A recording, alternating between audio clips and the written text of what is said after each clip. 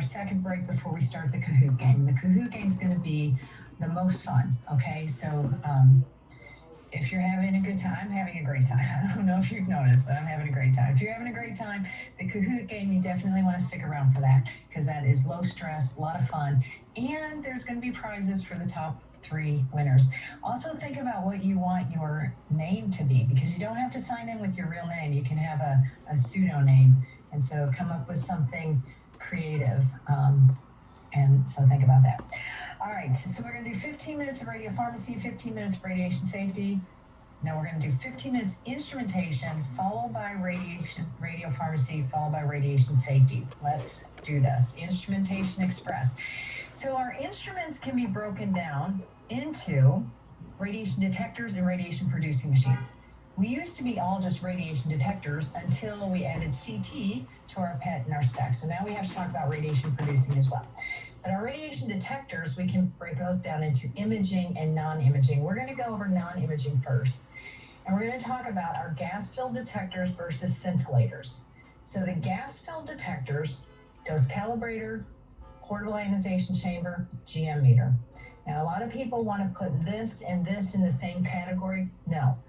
This is a portable ionization chamber. This is a non-portable ionization chamber. These two are actually the same instrument. They're doing the same thing. And right now you're thinking, no, Sybil, because this reads in Roentgens and this reads in Curies. This is also reading in Roentgens. It's a gas-filled detector. It's reading ionizations in air. But the difference is with this one, we're telling it what isotope to read. So it takes the characteristics of that isotope. Technetium, 140 keV gamma ray. Iodine 130, iodine 123, 159 keV gamma ray. It has different characteristics, and so it takes that, and that's actually called the gamma constant. You ever heard of the gamma constant? Takes the gamma constant, which is the characteristic of that isotope, and turns it in from Roentgens into Curies. But it's doing the exact same thing. So these two are the same. Now, how do gas-filled detectors work? Well, this is the gas. All right, the gas is here, the gas is here, and in the dose calibrator, if you look at the top, you've got the hole in the middle. This whole thing is filled with gas. And so what happens is the radiation comes in, it hits the gas molecule, an electron pops out, which makes the gas molecule positive. These two are known as an ion pair, because this is ionization, so ion pair. The electron is going to go toward the anode. It's going to be picked up based on the voltage, producing an electrical signal and a readout. Now, the 2 important things that I've said here are voltage and ion pairs. And if you look at this curve, you'll notice that as the voltage goes up, even with the same amount of radiation, as this voltage goes up, the number of ion pairs collected goes up. That's important because the GM meter, high voltage, a lot more ion pairs with a little bit of radiation. And we use the GM meter to find contamination. We use the GM meter to find small amounts of radiation, whereas the ionization chamber, both the dose calibrator and the portable one are reading high amounts of radiation, fewer ion pairs for the number of radiation that's there. So the GM meter, we need to make sure it's working before we use it. You're not required to have a dedicated source on the side, but you are required to make sure that you get a response before you use it. So you need to put this next to some area where there's radiation and make sure you get a readout. You also have to check the battery and check the annual expiration. Annual expiration is done with a cesium-137 source, and that has to be done once a year. The portable ionization chambers, we're using that for our radiation therapy patients to check their reading. And that's why this is the same as this, because our patients are putting off a lot of radiation. And you're like, Sybil, we use a GM meter for that. Okay, that's fine, but I bet you're introducing distance, because if you put that GM meter right next to the patient, it's going to paralyze it because it can't read that high, but your portable ionization chamber can. All right, dose calibrator. Know your 3 or your 4 dose calibrator dose calibrator quality control tests. Accuracy and constancy go together, because if it fails, you send for repairs. Linearity and geometry go together. Because if it fails, you do a correction factor. Now the great thing is we're going to do a percent error for all 4 tests, and all 4 tests, like they had a consensus conference, because all 4 tests have the same percent error that's allowed. Okay, that's why that's important. All right, how do you do percent error? Expected minus actual divided by expected. In all 4 tests, you're going to have an expected result. So as you're studying this, think about, okay, where does the expected value come from? In and accuracy comes from the decay of the source. Constancy, it comes from the average of last week's reading. Linearity, it comes from the decay equation. Geometry, you're just pulling out of thin air, right? Now we'll talk about that. Okay, so expected minus the actual divided by expected times 100 gives you the percent error. If it's less than 10, you're good. All right, these are the sources that you can use. I'm going to quickly go through this. Constancy is done every day. Geometry, if we change the shape, is it still accurate? So one of the ways that you can do geometry is you add saline, you measure them all, and you just pick one to be your expected reading. Calculate the expected error. All right. What if the percent error is over 10%? Then we're going to do a correction factor. How are we going to do a correction factor? Expected over actual. Now, these are 2 formulas, and you're like, how am I going to remember all these formulas? Percent error is expected minus actual divided by expected. Correction factor is expected over actual. Just remember, you always say expected first, okay? Expected always comes first. So expected over actual, you get this number. What do you do with the correction factor? Factor means multiply. Every attenuation correction factor, multiply. Correction factor, multiply. All right, linearity. We're going to start with the highest dose we use in our department. You'll measure that dose 2 or 3 times a day. You'll document the activity, the background, and most importantly, the date and time. Calculate the expected activity, and where does that expected activity come from? Decay. Because at any given time, you can calculate how much is in the technetium. And if you're doing PET, you can do FAT. And then it's going to be done really fast. All right, we're going to skip through this. Anybody seen these before? I remember one time I showed these in the department to my students. And I was like, what are these? They're like, I don't know. Is that a nuclear power plant? I'm like, no. These are using shielding instead of time to reduce the activity. So this is another way of doing linearity. But again, linearity is all about, does it read accurately over a wide range of activities? So we have to change the activity. In geometry, we have to change the size. That's what geometry means, size or shape. With linearity, we have to change the amount, and you can either do that through decay, or you can do that through shielding, and these are shields. All right, scintillators. You've got the well counter and the thyroid probe. The well counter is very efficient, all right, and it's because of its design. The well counter and the thyroid probe are just like the gamma camera. You have a crystal, you have a PM tube, but in the well counter, that crystal surrounds the source, making it very efficient. All right, we have to do a constancy. We're going to use a long-lived source for our well counter. And if it fails, it's either going to fail because the reading's too high or the reading's too low. If it's too high, all right, contamination, that makes sense. If it's too low, one of the reasons is your high voltage. So what is high voltage? We used to call this peaking. And we want to make sure that our peak is right in our window, okay? And if you look at all of these, the window is the same. What's changing is where this peak is.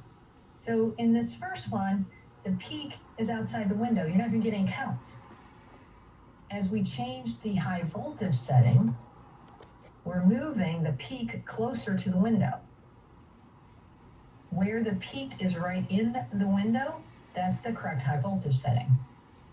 If we have our voltage too high, it moves to the other side of the peak.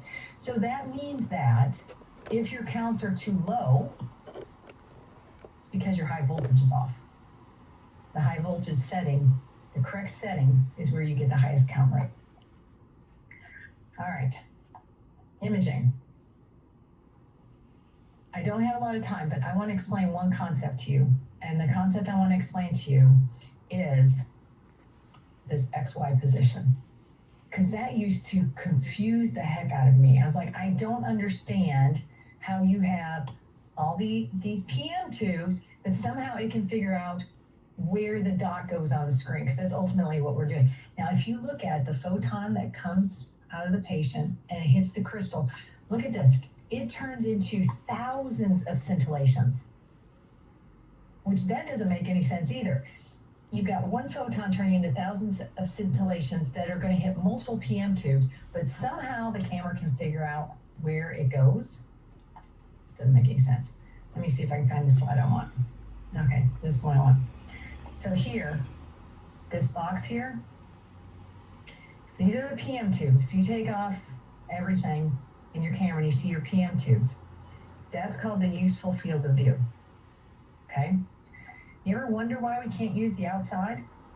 Well, it's because all these PM tubes are talking to each other. And when that photon causes that scintillation, and all those scintillations hit multiple PM tubes, it collects all of that, and first it produces the Z pulse. That's the total energy. And if it's within the window, we're going to count it. And then we're going to go back and figure out, okay, where did it come from? And it does that by all these PM tubes talking to each other. And they're like, okay, how much of the pulse did you get? How much did you get? How much did you get? And in doing that, they can figure out exactly, not exactly because we have a very bad resolution in nuclear medicine, but they can figure out which pixel that dot goes in. But if you notice outside of the field of view, or the useful field of view, there's no PM tubes for these outer PM tubes to talk to. That's why we don't image on the outside, because we can't localize where it belongs. Now, the other thing you need to know is this happens very, very fast because it's counting one at a time. Think about that. That is amazingly fast how it's doing, because it has to collect the Z pulse, the total energy, and then it has to figure out where it belongs, and it has to put it in a dot, and then it has to be ready to do it again. Okay. Let's move on. Let's talk about intrinsic versus extrinsic uniformity. Intrinsic means inside, extrinsic means outside. So that means we have a collimator with extrinsic, because we want the outside as well. So for both intrinsic and extrinsic, I can use a cobalt sheet source. But if I want to use a point source to do my flood, we used to do this. So we would take a point source and we would put it on the ceiling. We literally had a paper clip that had a glove connected to it hanging from the ceiling. And every morning we would get up on a step stool and we would take our technetium point source and put it in that glove. And the counts would come down and we would do our flood. Okay? Works out great. The weird thing was our patients, when they're laying on the camera, they're like, why do they have a glove on the ceiling? Long story. Now, this has to be intrinsic. Why?